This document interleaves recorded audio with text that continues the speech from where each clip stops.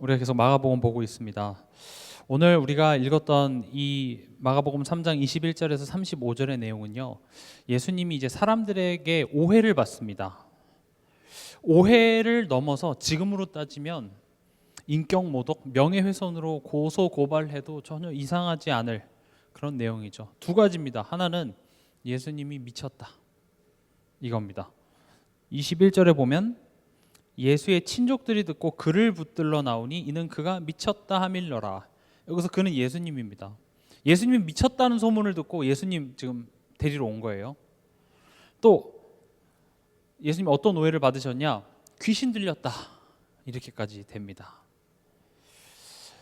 지금 제목 자체가 절망 중에 마가복음인데, 진짜 절망은요, 예수님을 못 알아보는 차원이 아니라 아예 이렇게 오해를 하고 있는 이런 상황일 것입니다.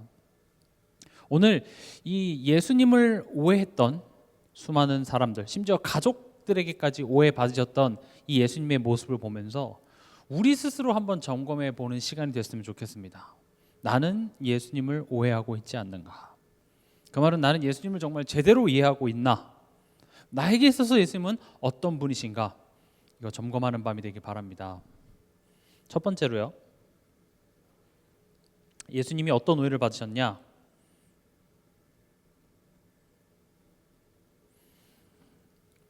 미쳤다. 말도 안 되는 내용이죠. 지금 21절에 예수의 친족들이 듣고 그를 붙들러 나오니 이는 그가 미쳤다 하밀러라. 말이 좀 어려워서 새 번역으로 읽어보면 예수의 가족들이 예수가 미쳤다는 소문을 듣고서 그를 붙잡으러 나섰다, 이렇게 되어 있습니다. 지금 이 소문의 내용을 가족들이 듣고 사실 그 내용을 믿었죠. 에이, 그건 소문이야, 그럴 리 없어가 아니라 미쳤다는 소문을 듣고 진짜 우리 예수가 미쳤나 보다 하고 붙잡으러 갔다라는 건 뭡니까? 강제로 끌고 오려고, 집으로 데리고 오려고 했던 것이죠.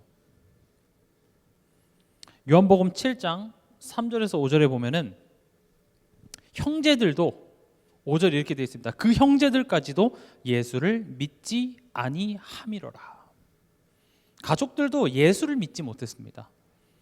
이해를 갑니다. 왜냐? 같이 먹고 같이 자고 삶을 같이 했던 형제였기 때문에 그 예수가 그리스도고 그 예수가 하나님이라는 사실은 사실 가족들이 사실 제일 믿기 힘든 부분이죠.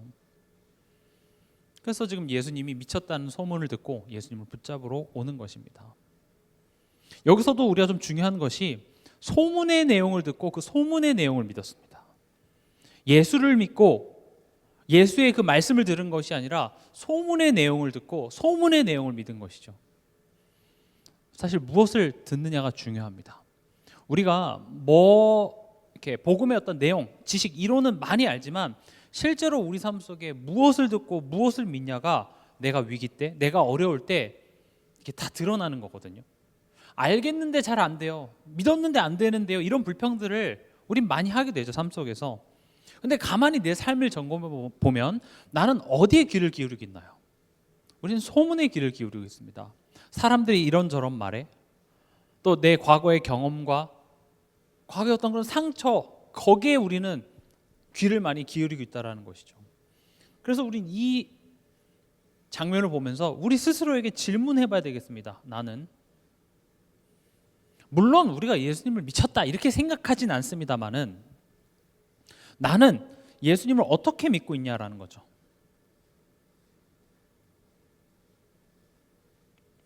물론 평상시 때는 그리스도고 좋으신 하나님이고 불가능이 없으시고 할 수 있습니다. 그러나 내가 이해할 수 없는 상황 앞에, 이를테면 문제나 또 사람과의 어떤 갈등이 딱 찾아올 때, 건강이 안 좋을 때, 또 가정 안에서 어떤 문제가 생겼을 때, 우린 그때 예수님을 어떻게 믿고 있는지가 진짜 내 믿음의 실력이에요. 또 더는 기다릴 수 없어요. 그래, 하나님이 좋은 게 뜻이 있대. 근데 나 이제 더 이상 기다릴 수 없어. 나의 인내심은 바닥이 났어. 하나님, 나 이제 더 이상 기다릴 수 없습니다. 그때가 진짜 내 믿음의 진짜 모습이에요. 그때 우리는 어떻게 예수님을 믿죠?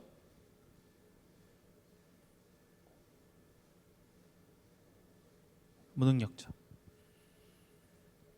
하나님한테 우리 대놓고 무능력자입니다라고 얘기하진 않지만 그냥 내가 알아서 할게요. 어차피 인생 누가 도와주는 거 아니야. 기도해도 안 돼. 그냥 내가 알아서 할게요.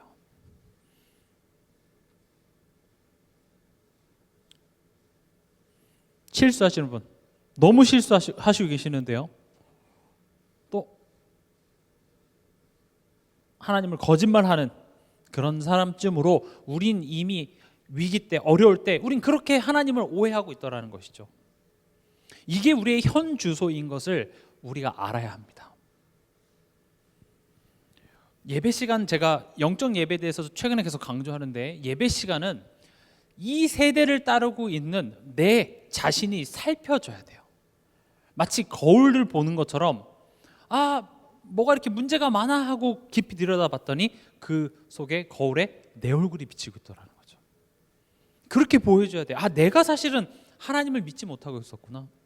어떻게 예수님한테 미쳤다고 얘기할 수 있어? 라고 우린 보면서 이야기는 하지만, 그러면 나는 내 삶 속에 정말 예수님을 그리스도시요 살아계신 하나님의 아들이시고 실수가 없으시고 내 삶을 사랑하신 그 구원자, 내 인생의 주인으로 정말 믿고 계십니까?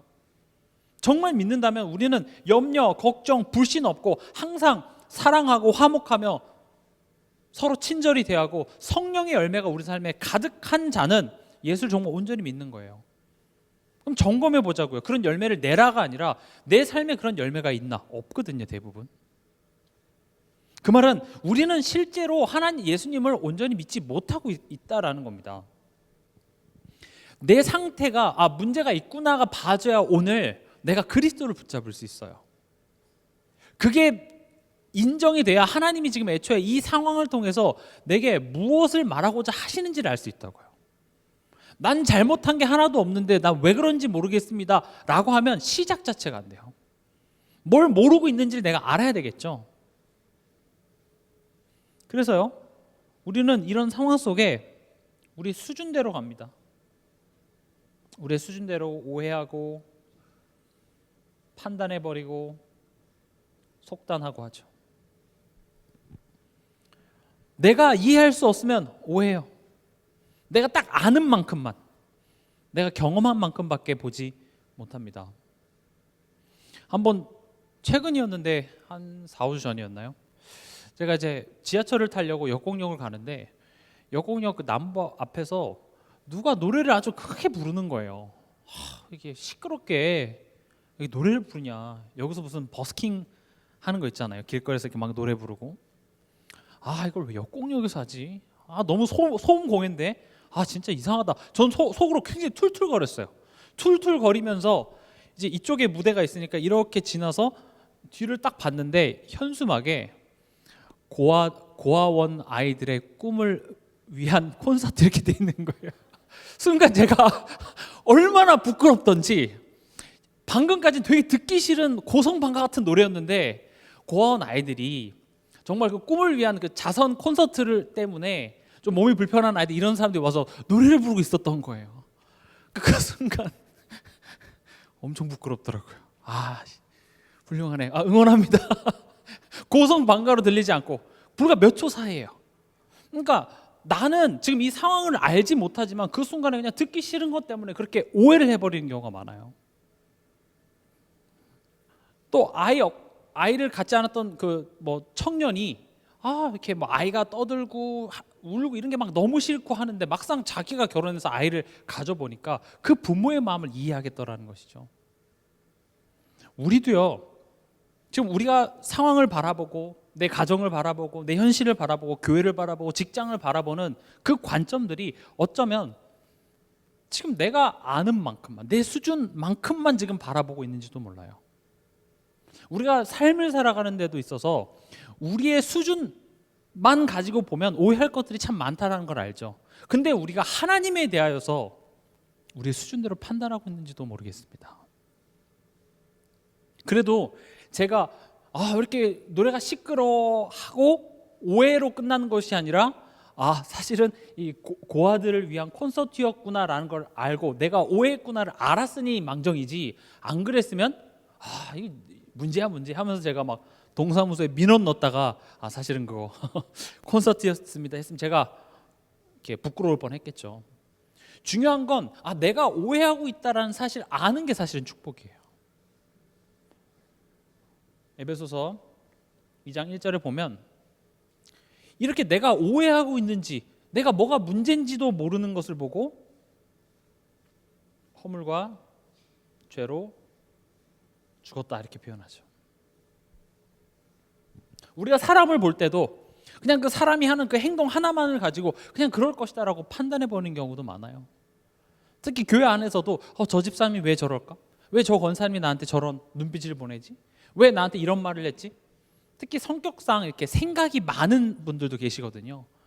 그러면 이렇게 별 생각 없는 사람은 뭐 그런가 보다 하고 넘어갈 텐데 또 생각이 좀 많으신 분들은 집에서 그 생각합니다. 밤에 이렇게 잠 자기 전에 오늘 그때 그 권사님 왜 그런 눈빛으로 날 쳐다봤지? 왜 그런 말투로 나에게 말을 하셨지?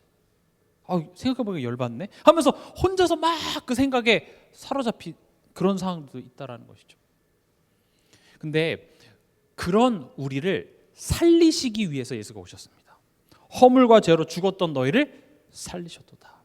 사실 제가 지금 인간관계를 이야기했지만 우리가 하나님에 대하여서 그렇게 수많은 오해와 내 수준만을 가지고 하나님에 대하여서 그냥 그렇게 판단해버리는 그런 연약한 우리를 정죄하기 위해서 심판하기 위해서 오신 것이 아니라 그런 우리를 살리시기 위해서 오셨다는 것입니다.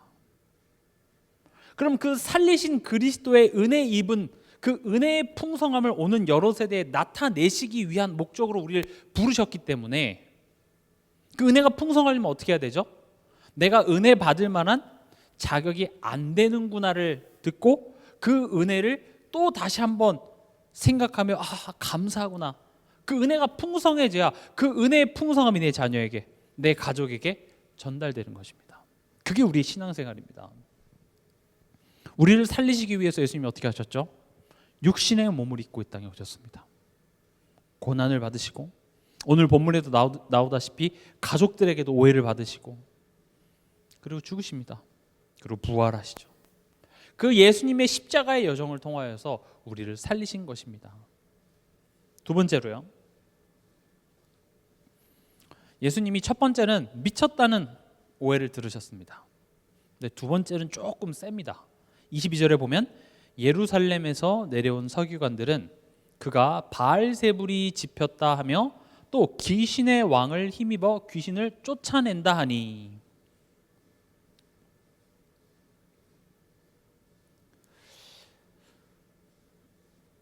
바알세불 들렸다. 다시 말하면 사탄 들렸다 이 얘기인 겁니다. 예수님이 저 예수라는 작자가 저거 바알세불 들려서 그래. 또 더 심한 말은요. 그 귀신의 왕을 힘입어. 그러니까 그 귀신의 힘을 빌려서 귀신을 쫓아낸다. 이렇게까지 얘기를 하는 것이죠. 여기서도 봐서 알다시피 사단의 속성은요.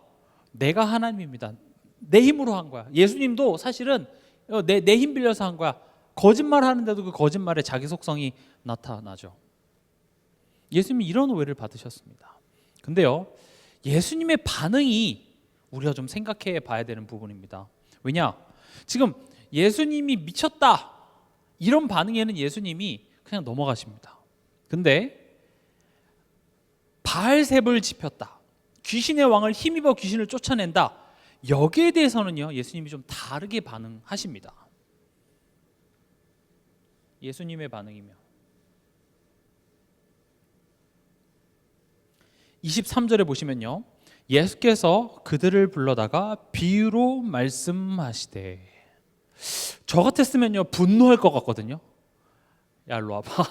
야 다른 건 못 참아도 내가 사단 아래라고? 내가 사단의 힘을 빌려서 했다고? 일로 와. 지옥에나 떨어져라. 하늘에서 그냥 막 운석 같은 걸 막 떨어뜨려서 죽이고 막 갈아엎고 문둥병이 나게 하고. 아니 왜냐하면 성경에도 보면 예수님이 채찍을 들어서 막 성전을 막 앞에서 장사하는 그거를 막 뒤엎으실 때도 있잖아요. 그럼 지금 성전에서 장사하는 것보다 지금 예수님 사탄 들렸다 얘기하는 게 더 심한 욕인데 예수님이 분노가 아니라 뭐라고 하십니까? 분노가 아니라 비유로 말씀하십니다. 이 비유로 말씀했다라는 것은 가르쳤다라는 겁니다. 누구를요? 그들을 불러다가니까 예루살렘에서 내려온 서기관들. 어떤 서기관들입니까? 예수님한테 바알세불 들렸다, 귀신의 왕을 힘입어 귀신 쫓아냈다 라고 하는 그 서기관들을 불러다가 비유로 말씀하셨습니다. 여기엔 굉장한 의미가 있습니다. 왜냐? 왜 그러셨을까요? 왜 화를 내지 않고 가르치셨을까요? 그게 오늘 읽었던 본문 28절 29절에 나옵니다.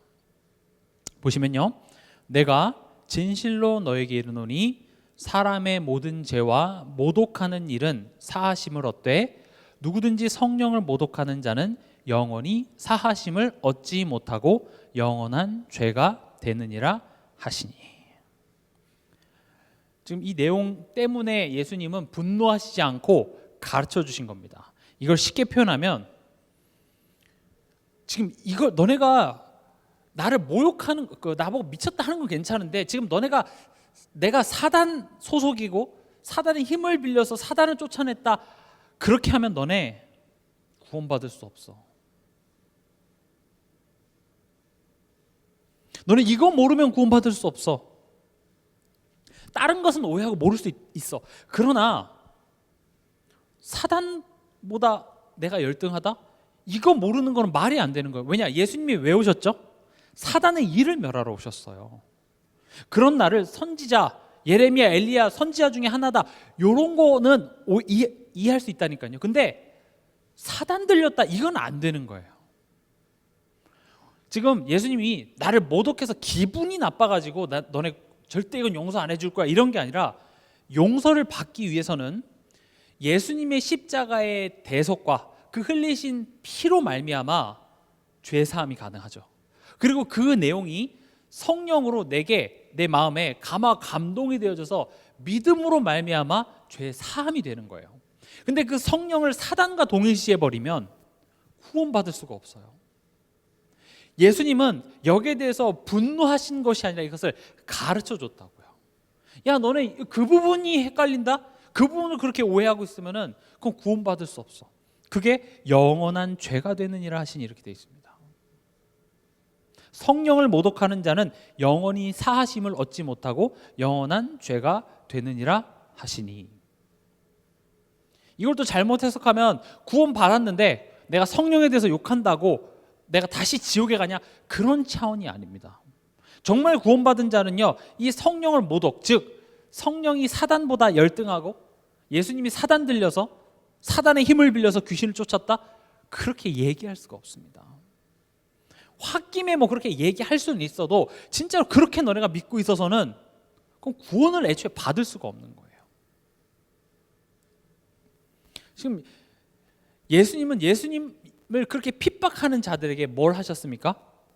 저들이 알지 못하기 때문에 그런다는 사실을 알고 혼을 내서 낼 문제가 아니라 그것을 비유로서 가르쳐 주셨다고요.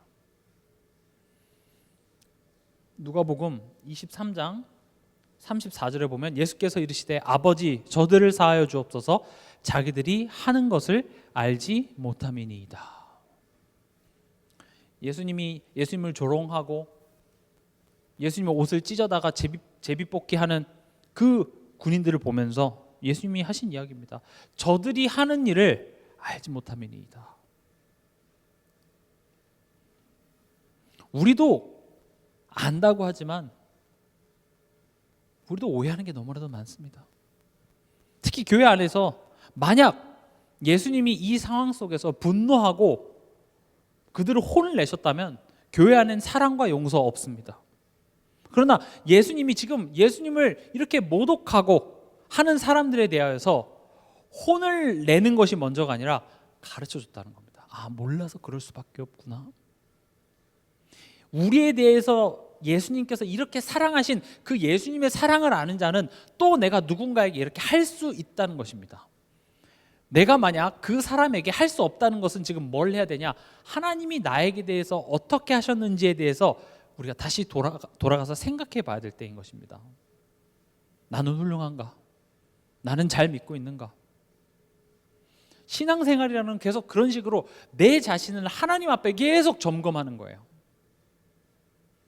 오해하시면 안 되는 것이 저 사람과 나와의 관계 속에서 내가 잘못한, 저 사람에게 대해서 내가 잘못한 것을 찾으라는 말이 아닙니다. 하나님께 내가 잘못한 것입니다. 내 안에는 하나님 못 믿는 것밖에 없습니다. 우리가 구원을 받는 데 있어서 우리가 기여한 일이 딱 한 가지가 있는데 그게 뭐냐? 죄를 지은 겁니다. 기여했다고도 얘기할 수 없죠. 우린 죄 지은 것밖에 못했어요. 근데 그 은혜로 우리를 자녀 삼아주시고 의롭다 칭해 주신 것이지 우리가 정말 의로운 실력을 가진 것은 아닙니다. 꼭 기억하십시오. 예수님이 지금 예수님한테 사탄 들렸다, 굉장히 엄청난 모욕하는 말에 분노로 대하신 것이 아니라 그들을 불러다가 비유로 말씀하셨습니다. 여러분들이 여러분 자녀를 바라보면서 여러분 자녀가 진짜 복음을 모르는 것 같이 했을 때 감정적으로 화부터 내는 것이 아니라 불러다가 복음을 가르쳐 줘야 됩니다. 왜 그럴 수밖에 없는지. 보세요. 가르침의 내용이 뭘까요? 마가복음 3장 우리 23절 27절 보면은요, 예수께서 그들을 불러다가 비유로 말씀하시되 사탄이 어찌 사탄을 쫓아낼 수 있느냐, 가로 열고 이 멍청이들아 가로 닫고, 이렇게 되겠죠. 야, 어떻게 사탄이 사탄을 쫓아낼 수 있어? 그러면서 더 쉽게 얘기합니다. 나라가 스스로 분쟁하는 나라가 어떻게 설 수 있겠냐? 사단이 지네끼리 싸울 것 같냐? 25절에 더 이해하기 쉬우라고, 만일 집이 스스로 분쟁하면 그 집이 설 수 있겠냐? 집에서 가족끼리 서로 싸워서 되겠어요? 또 26절에 만일 사탄이 자기를 거스러 일어나 분쟁하면 설 수 없고 망하느니라. 그러니까 내가 사탄의 힘을 힘입어서 사탄을 쫓아냈겠냐, 지금 그 얘기를 하는 거죠. 말이 안 되지 않냐? 그러면서 27절에 사람이 먼저 강한 자를 결박하지 않고는 그 강한 자의 집에 들어가 세간을 강탈하지 못하리니 결박한 후에야 그 집을 강탈하리라. 지금 뭘 가리켰냐면, 나는 사탄의 힘을 힘입어서 귀신을 내쫓는 것이 아니라 나는 사단의 일을 멸하러 왔다, 이걸 이야기하는 거예요.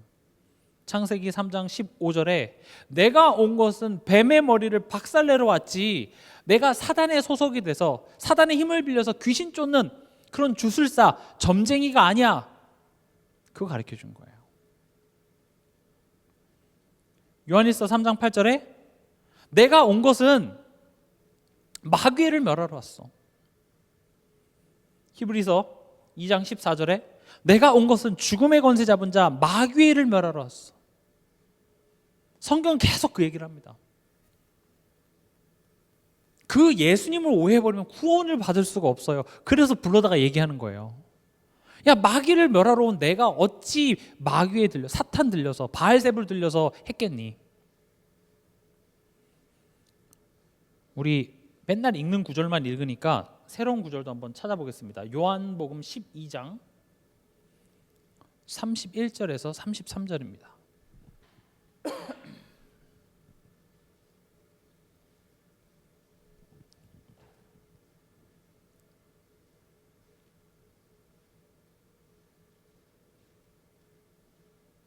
요한복음 12장 31절에서 33절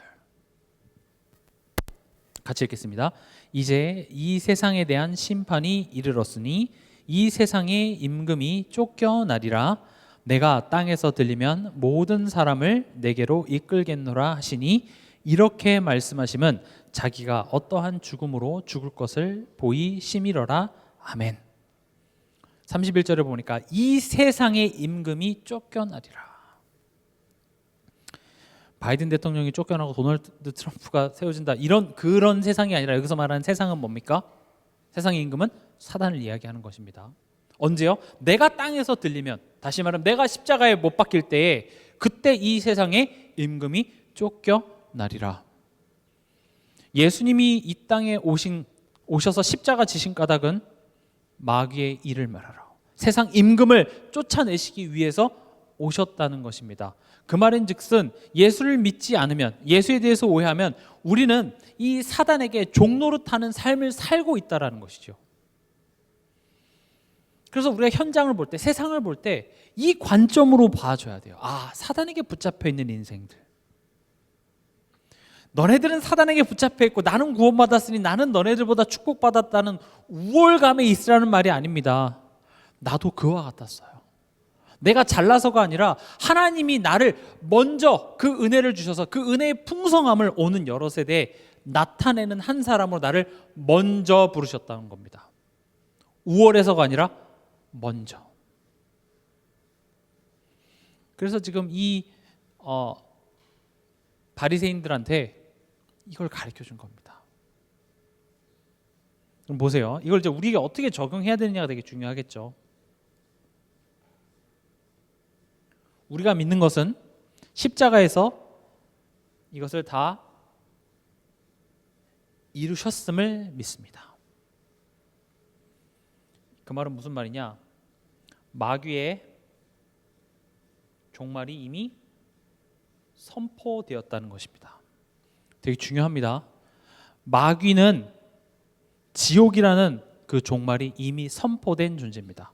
그래서 마귀는 역사한다기보다는 발악하는 겁니다. 절대 일어나지 않는 한 가지 사건이 있습니다. 예수님이 오셨을 때 마귀가 승리하는 일은 없습니다. 아무리 뭐 문화가 어떻고 세상이 어떻고 말세가 어쩌고 해도 결국 예수님이 오실 때 마귀의 운명은 뭡니까? 지옥입니다. 그래서 마귀는 발악하고 있습니다. 그러면 왜 하나님은 빨리 지옥으로 보내시지 않으시고 왜 살려두십니까? 이런 부분에 대해서 우리가 질문이 되겠죠. 빨리 지옥으로 보내시면 좋을 텐데.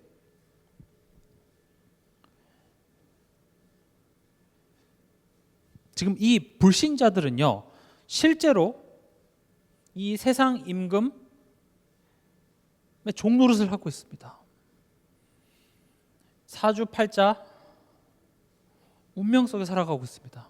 제가 최근에 들었던 이야기인데 요즘 엄마들이 얼마나 이제 자녀들 위해서 극성이냐면 자녀를 위해서 드디어 이제 사주까지 공부한다고 합니다. 저 그 얘기 듣고 너무 충격 먹었어요. 어쩌면 내 자녀의 팔자가 사주가 이과 쪽이 아닌데 내가 그 이과를 자꾸 하라 그래가지고 내 자녀가 힘들지 않은가? 그래서 엄마들이요 드디어 사주를 공부하기 시작했대요. 저는 그 얘기 듣고 진짜 깜짝 놀랐어요. 어쩌면 내 자녀가 고구마 같아가지고 빛을 보지 않는 팔자예요. 근데 그걸 내가 굳이 캐서 내 자녀를 힘들게 하는 그거 아닌가? 근데 불신자는요 그 사주가 맞다니까요. 저는 그 얘기 듣고 진짜 너무 깜짝 놀랐어요. 한국 엄마들이 유난인 건 알았는데 정말 유난이다, 정말 유난이야. 근데 불신자들은요 정말 이 사주팔자 운명에 붙잡혀 있어요. 또 이사할 때도 손 없는 날 이런 거 다 따지죠. 사실 이 부분은 신자들한테 좀 좋습니다. 그래서 우리는 덕분에 이사를 싼 비용으로, 비교적 싼 비용으로 할 수 있다는 게 장점이지만 실제로 세상은 사단에게 붙잡혀 있습니다. 그래서 성경, 우리가 복음을 이야기하면서 사단을 얘기하지 않을 수 없습니다. 사실 가장 큰 재앙은요 막 병 걸리고 힘들게 사는 게 재앙이 아니라 하나님 없이도 잘 사는 것처럼 하다가 마지막에 가서 무너뜨리는 거예요. 더 큰 재앙은요 하나님 없이 그냥 떵떵거리면서 그냥 그렇게 잘 살다 가는 거예요. 좋아 보이죠? 절대 그러지 않습니다. 특히 죽는 그 순간, 죽음을 앞두고 있을 때 그 사람의 표정 여러 가지를 통하여서 알 수 있습니다. 최근에 장례식장도 다녀왔는데 분위기가 다릅니다. 믿는 자와 믿지 않는 자. 그러니까 진짜 믿지 않는 자들은 사단에게 붙잡혀 있습니다. 근데 우리가 지금 이게 전도 운동하는 교회 같은 경우는 이런 사역자들이 이렇게 주중에 성도들한테 찾아가서 말씀 운동을 많이 하지만 대부분의 뭐 다 그렇진 않겠으나 꽤나 많은 교회 목회자들은 예배만 합니다. 그리고 1년에 2번 그 신방 하는 것으로 현장 가는 걸, 그러니까 신자들만 만나게 되죠. 그래서 진짜 현장에서 얼마나 불신자들이 사단에게 고통당하고 있는지를 모르기 때문에 사탄 이야기하는 게 듣기가 싫어요. 왜 그런 이야기해? 맞습니다. 신자들한테만 얘기하면은 좀 다른 결이 되겠지만 우리는 뭡니까? 우린 그 불신자들한테 복음을 전해야 되잖아요. 또 우리가 신자들끼리 살아가고 있습니까? 아니죠. 우린 불신자들과 함께 살아가고 있습니다. 그럼 불신자들이 왜 저럴 수밖에 없는지에 대한 그 근본 문제를 얘기하기 위해서는 사단에 대해서 얘기하지 않을 수가 없어요. 분명히 알아야 돼요. 사단은 발악하고 있고 특히 믿지 않는 불신자들에게 있어서 왕 노릇을 하고 있습니다.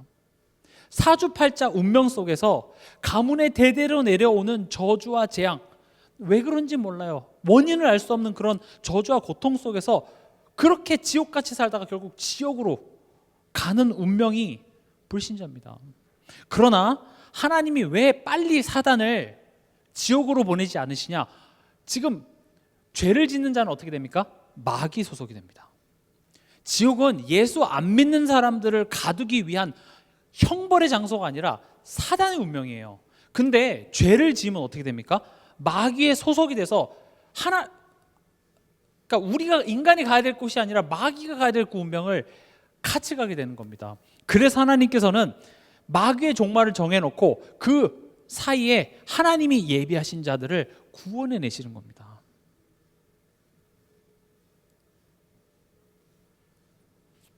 보세요.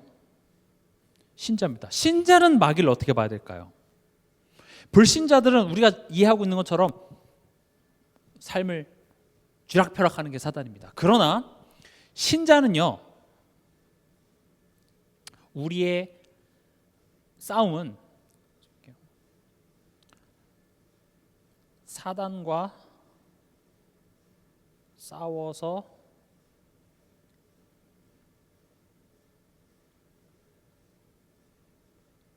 우리는 사단과 싸워서 이겨야 되는 싸움이 아닙니다. 우리의 싸움은요, 이미 이기신 승리를 믿는 믿음의 싸움입니다.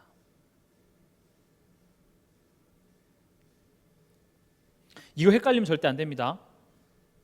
우린 사단과 싸워서 이기는 싸움이 아니에요. 이미 예수 그리스도께서 십자가에서 마귀의 종되었던 우리를 구원하시고 하나님의 자녀 삼으신 그 사실을 믿는 믿음의 싸움인 것입니다. 그러니까 이걸 잘못 오해하면 어떤 식으로 자꾸 이야기를 하냐면 사단은 떠나갈지어다. 지금 사단과 싸우려고 하는데 그건 굉장히 소극적인 싸움이에요. 물론 신자에게 사단이 찾아와서 우리를 속입니다. 근데 그 사단을 이겨내라는 게 아니라 그 사단의 말을 들을 필요 없다는 사실을 믿는 믿음의 싸움이라 되는 것이죠. 그래서 에베소서 4장에 보면 뭐라고 되어 있습니까? 마귀에게 틈을 주지 말라고 되어 있습니다. 내가 마귀 이기게 해줄게가 아니라 마귀에게 틈 주지 마. 이게 우리가 해야 될 싸움이에요. 마귀를 너네가 이렇게 잘 한번 싸워서 이겨봐봐가 아니라 틈 주지 마요. 틈 주지 마. 조금 더 구체적으로 들어가 보면 베드로전서 5장 우리 한번 같이 찾아보겠습니다. 이 부분을 오해하면 우리의 이게 신앙이 좀 헷갈릴 수 있기 때문에 분명히 여러분들이 아셔야 됩니다. 베드로전서 5장입니다.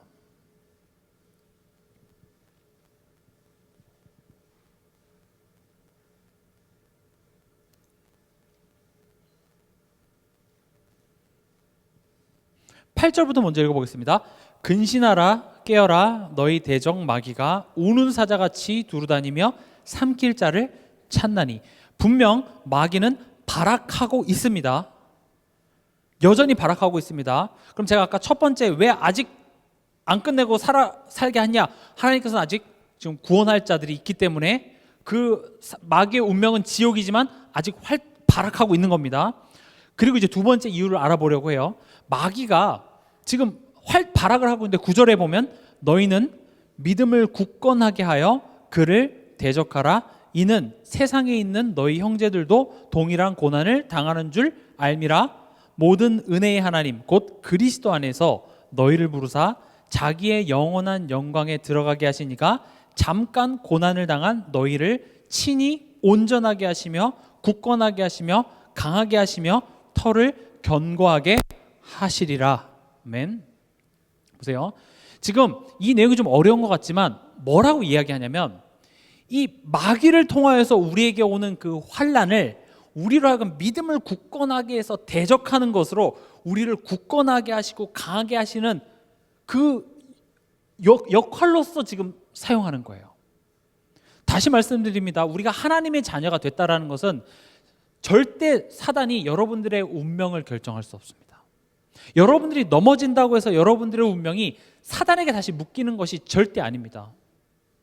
하나님께서는 성경을 봐도 알다시피 욥기서를 봐도 알다시피 사단이 활동하는 것을 모르지 않습니다.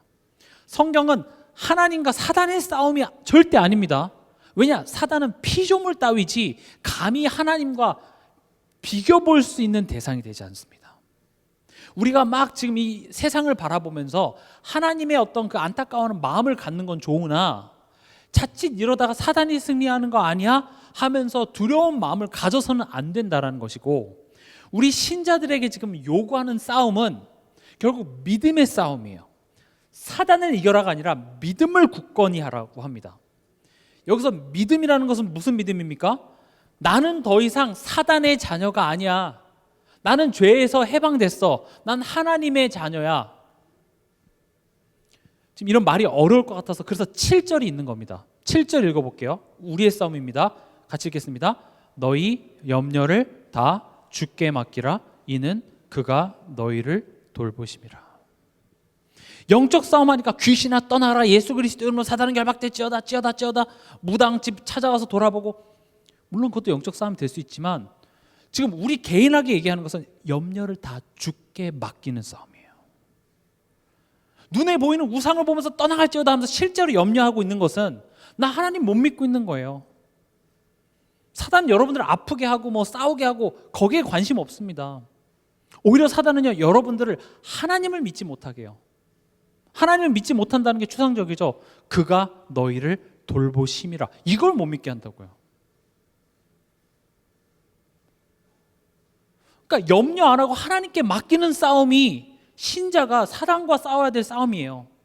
사단을 우리가 뭐 무찔러라는 게 아니라 이미 예수 그리스도께서 마귀를 멸하셨습니다. 근데 아세요? 우리가 그 사단에게 계속 틈을 주고 하나님이 우리를 돌보신다라는 그 관계 회복이 안 됐기 때문에 우린 자꾸 사단에게 속을 수 있어서 하나님은 이 마귀를 통하여서 또 그 마귀가 세상 권세를 잡고 때로는 신자들을 힘들게 하기도 하고 핍박을 주기도 합니다. 그래서 9절에 우리가 그 고난을 당하는 줄 알고 있대요. 근데 10절에 그것은 하나님이 모르는 일이 아니라 그리스도 안에서 너희를 부르사 자기의 영원한 영광에 들어가게 하신 이가 잠깐 고난을 당한 너희를 친히 온전하게 하시며 굳건하게 하시며 강하게 하시며 터를 견고하게 하는 목적으로서 잠깐 사단을 허락한 거라고 얘기합니다. 그럼 다른 영적 싸움이 되겠죠. 집안에 들어가서 남편을 바라보면서 사단 막, 물론 상대방이 사단에게 속아서 그럴 수 있으나 그 관계 속에서 내 마음 속에 지금 염려, 하나님이 내 인생을 돌보신다라는 사실을 믿지 못하는 나의 믿음을 굳건하게 함으로써 사단을 대적하라고요. 이게 우리가 싸워야 될 영적 싸움입니다.